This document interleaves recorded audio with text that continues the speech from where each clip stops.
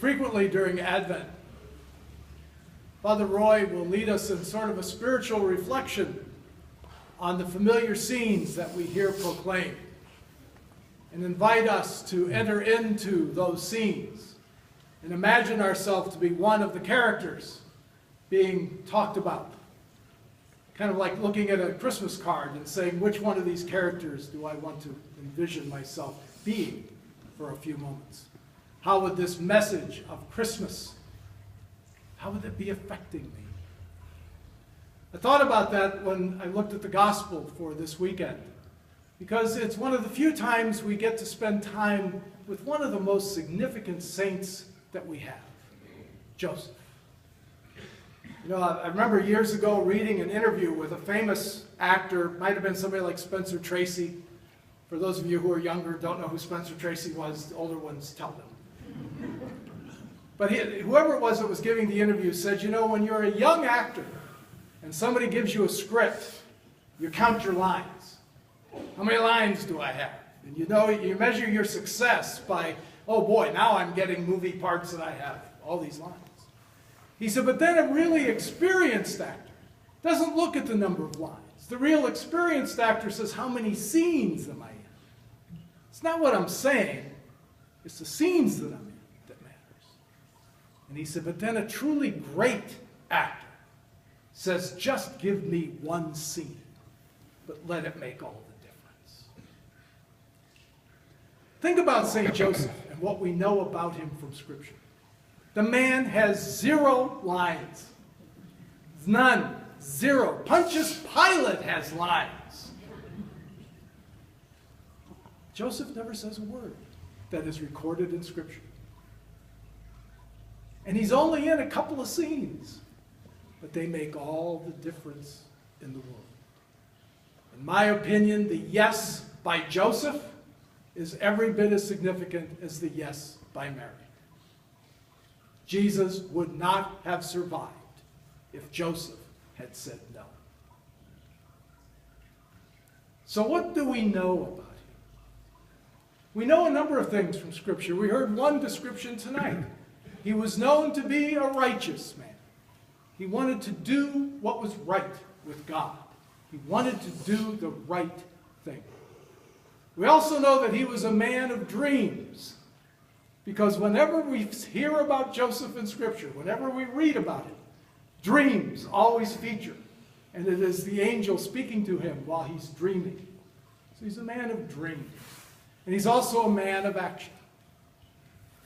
So he's a righteous man of dreams, and a man of action. Now, I would also say one thing I like to point out is that we often see Joseph depicted as an older man.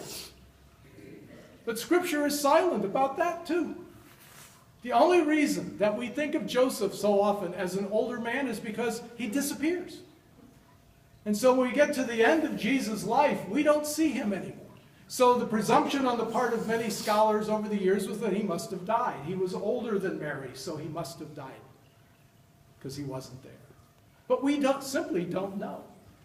On the other hand, I had a scripture teacher years ago who said, the Bible only records that which is unusual.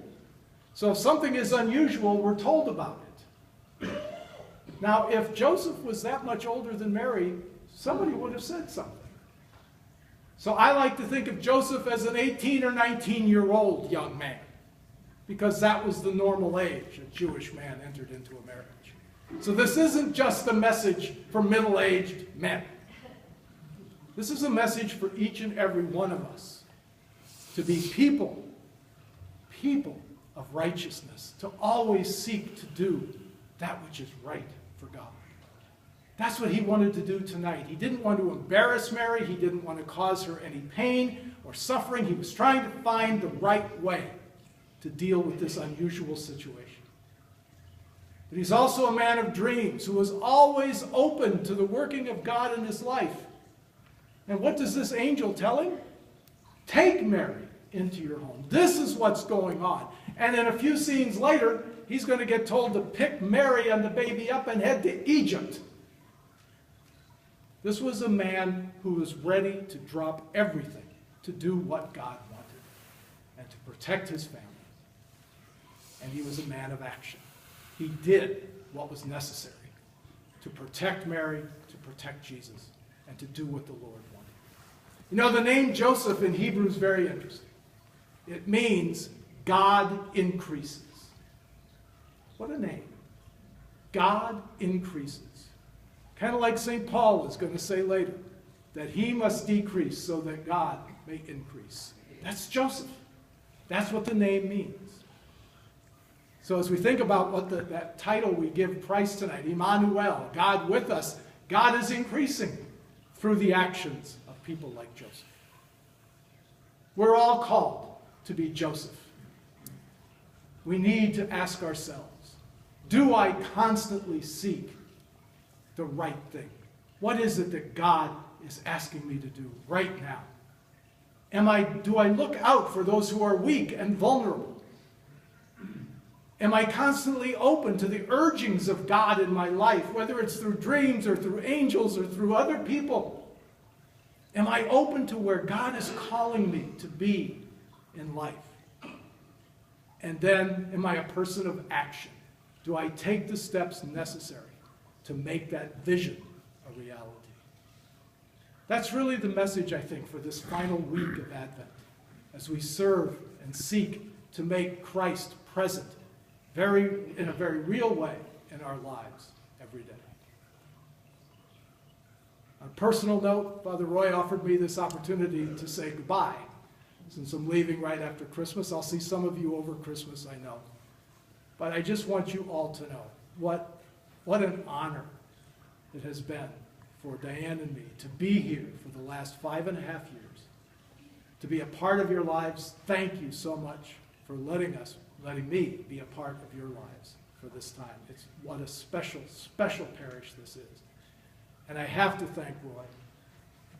He knows better than most the relationship between a pastor and a deacon. There are no rules. There are no rules. We broke them all. We broke them all. But I hope you'll agree with me when you say when that relationship of pastor and deacon is built on friendship and trust, that it can be a wonderful thing and work to serve all of us. And so again, Roy, thank you for your friendship and for being my pastor. Thank you for being our deacon.